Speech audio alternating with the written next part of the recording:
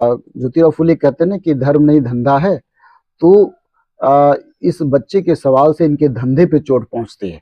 इस बच्चे के सवाल से इनका जो कालाबाजारी है, इनका जो झूठ है, उस पर चोट पहुंचती है। इसीलिए इस तरह के बच्चे पे एफआईआर किया जाता है ताकि ये बोल ना पाए।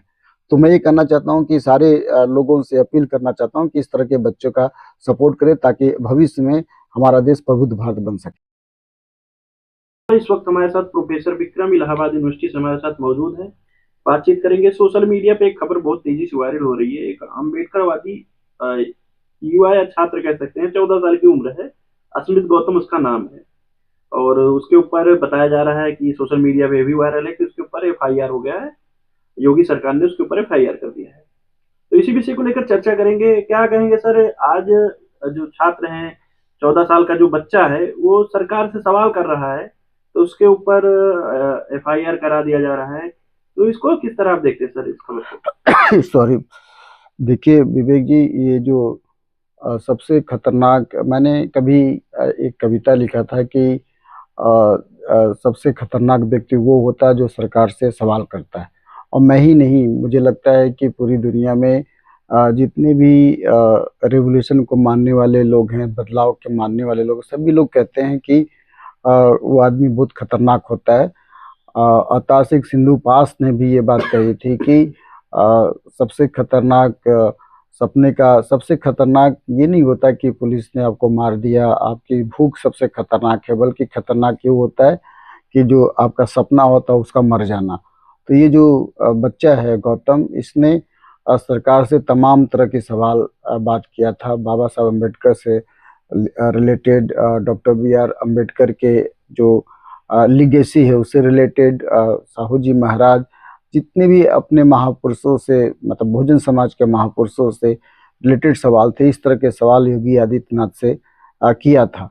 और इसी सवाल को पूछने की वजह से 15 साल के बच्चे के ऊपर एफआईआर हो गया। तो सवाल यही है ना कि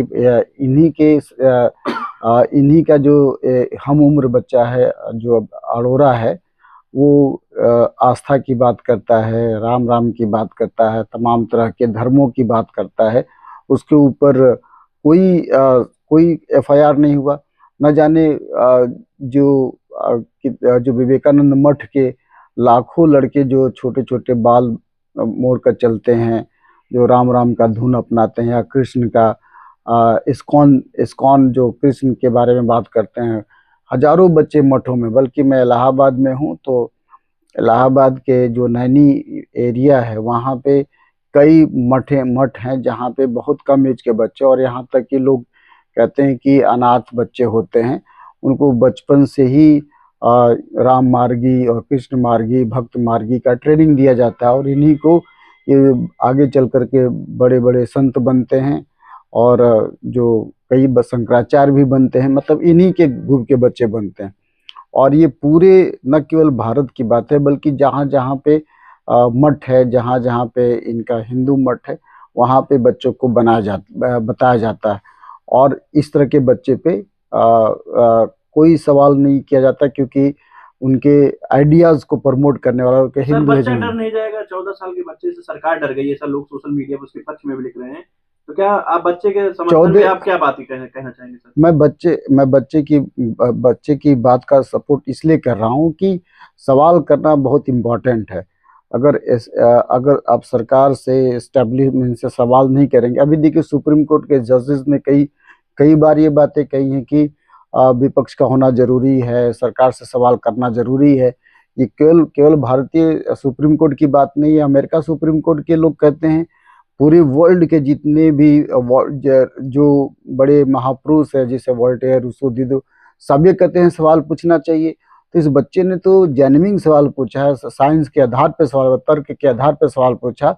और अगर ये सवाल पूछने के लिए आप उनके ऊपर एफआईआर कर रहे हैं, तो ये तो मतलब डेमोक्रेसी का मजाक है। ये कह रहे हैं कि लोकतंत्र का, माने लोकतंत्र का त्रासदी है। और मैं तो ये देख रहा हूँ कि जब से ट्रम्प का प्रभाव पूरे वर्ल्ड पे आया है, हिटलर के बाद ट्रम्प के रूप में देखा जा रहा है, और उसी की नीति को भारत सरकार के लोग अपना रहे हैं। हम इसको मनुवादी नीति कह सकते हैं, जो हिटलर से भी खतरनाक नीति का का पालन करते हैं, उसी नीति की पालन करते हुए इस बच्चे के ऊपर एफआईआर कर दिया। जबकि मैं मानता हूँ वह एक द्योतक है, वह एक प्रतीक है, वह तर्क का प्रतीक है, वह लिबर्टी का प्रतीक है, इक्वालिटी का प्रतीक है, और मैं उसके बच्चे के पर्ट में सपोर्ट करता हूं। बल्कि जो अभिनव और अरोड़ा है, इस तरह के बच्चों, मैं सरकार से कहना चाहता हूं कि ऐसे बच्चों को आप अंधविश्वास में मत डालिए। इस तरह के बच्चा पैदा किए ताकि आने वाले वर्षों में ऐसे ही बच्चों से, जो 15 साल के बच्चे हैं, 16 साल के, ऐसे ही बच्चों से देश को नोबेल की उम्मीद है, देश को वोल्टेयर की उम्मीद है, देश को डॉक्टर अम्बेडकर की उम्मीद है। इसी तरह के बच्चों से उम्मीद है। अभिनव अरोड़ा के बच्चों से, अभिनव अरोड़ा जैसे बच्चों से हम नोबेल की उम्मीद नहीं कर सकते। मैं ये कहना चाहता हूँ। बहुजन समाज से क्या कहेंगे कि इस बच्चे के समर्थन में क्या करना चाहिए, क्योंकि छोटे बच्चे के ऊपर एफआईआर हुआ, परिवार भी डर गया होगा, तो परिवार तक क्या मैसेज देना चाहेंगे? मैं ये कहना चाहता हूँ कि इस बच्चे के पक्ष में एक संवाद कायम किया जाए सुप्रीम कोर्ट में, जहाँ पे एफआईआर दर्ज हुआ, इसके क्वाश करने के लिए हाई कोर्ट में, ये अगर हाई कोर्ट में अपील दायर किया जाए, ताकि, और सरकार से भी ये ह्यूमन राइट्स का उल्लंघन भी है, और ह्यूमन राइट्स के कमीशन में भी इसका अपील करना चाहिए।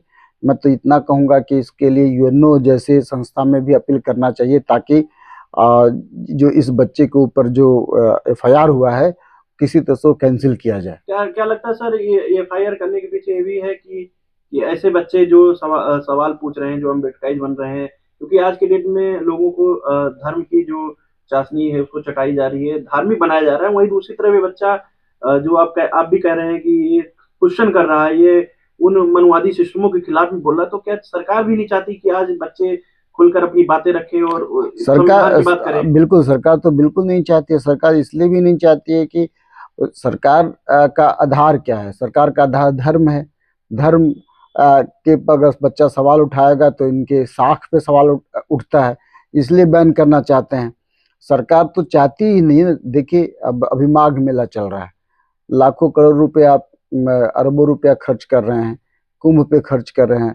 अगर हम जितना इन्होंने सोमनाथ मंदिर पे आपने खर्च किया, आपने ये यहाँ पे एक मंदिर है उस पे पैसा लाखों रुपया खर्च कर रहे हैं, और सोमनाथ मंदिर पे जो आपने पैसा खर्च किया है, और ये कह रहे हैं कि हमारे आस्था का सवाल है।